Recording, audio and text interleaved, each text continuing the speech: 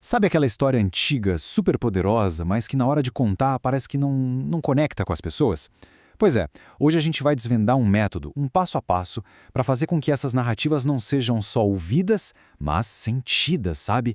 E lembradas para sempre. Essa é a grande questão, não é mesmo? Como é que a gente pega palavras escritas há séculos e faz elas vibrarem hoje, no presente? Como garantir que toda essa sabedoria do passado não se perca no meio de tanta informação? É exatamente isso que a gente vai descobrir junto. E o segredo, olha só, está numa mudança de chave. A ideia é parar de ser só um ouvinte e passar a ser um participante. É transformar a audição, que é passiva, numa experiência totalmente ativa, compartilhada.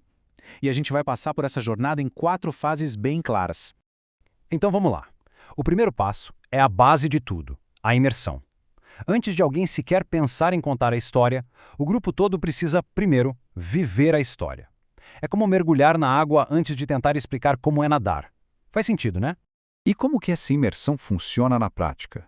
A gente ataca por todos os lados, envolvendo vários sentidos. Primeiro, a visão, com o vídeo da passagem. Depois, a audição, com o áudio. Isso já cria uma base super sólida para uma primeira troca de impressões. E aí, para aprofundar, o processo começa com um momento de oração, para focar a energia de todo mundo. Ok, com o grupo já dentro do universo da história, chegou a hora de dar vida às palavras. O passo 2 é todo sobre a arte de narrar. E nessa fase, quem está contando a história vira um verdadeiro intérprete. Primeiro, prepara o terreno, sabe? Explica o contexto da época.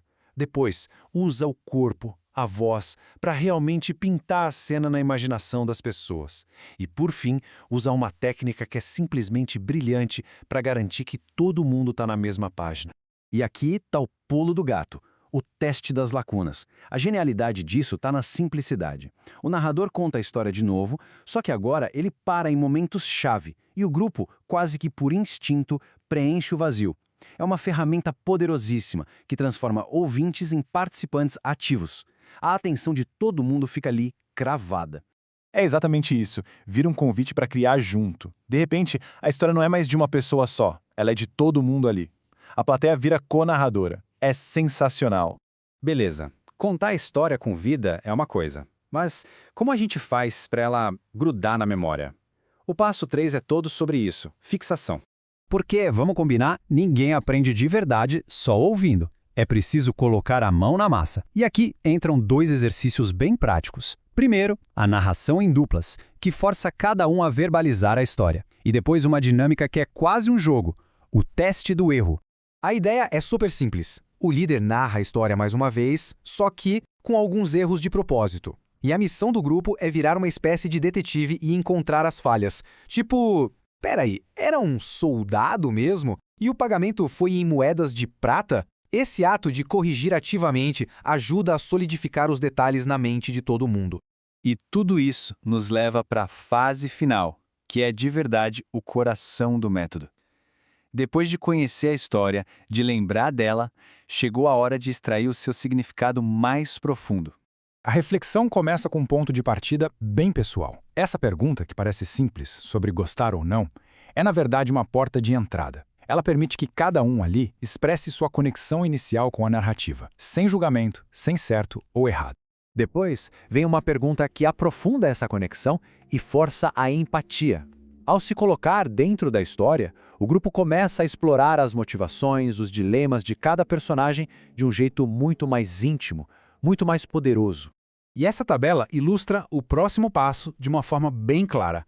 A gente quebra a história em início, meio e fim para analisar o que cada parte revela sobre os temas maiores, como o caráter de Deus, por exemplo. É uma análise mais estruturada para encontrar a mensagem central da coisa toda. E toda essa jornada leva a este ponto, a pergunta fundamental. O objetivo final é sempre esse: construir uma ponte entre aquele mundo antigo e o nosso dia a dia. O que essa história significa para a nossa vida hoje? Então, o ciclo se fecha unindo a lição que foi aprendida com um compromisso prático e espiritual. Mas a experiência ainda aguarda um último desafio, um grande finale para celebrar todo o conhecimento que o grupo adquiriu. É o desafio final. Um voluntário corajoso se levanta e conta a história inteira, do começo ao fim. Esse é o momento da verdade, sabe? É a prova de que a história saiu do papel e agora vive de verdade na memória coletiva daquele grupo. E assim, o ciclo se completa. Fica o convite para levar esse método adiante. Depois de tudo isso, a pergunta que fica no ar é: qual história antiga está aí, só esperando para ser trazida de volta à vida?